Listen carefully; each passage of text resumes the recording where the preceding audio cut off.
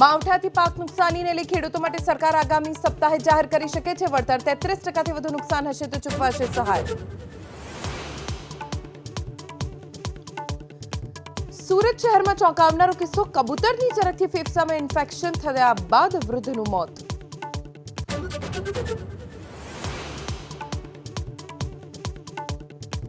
આણંદમાં jewellers, builders અને real એસ્ટેટના વેપારીઓને ત્યાં આઈટી વિભાગના દરોડા। તાશ્કંદ 4 રસ્તા પાસે રાધી જ્વેલર્સમાં સર્ચ।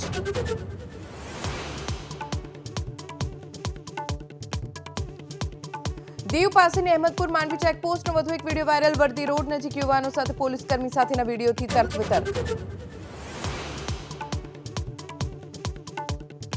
મિશન દક્ષિણ ભારતને લઈ પીએમ મોદીએ ગુરુવાયુર મંદિર અને રામાસ્વામી મંદિરમાં કરી પૂજા। કેરળને આપશે વિકાસ કાર્યોની ભેટ।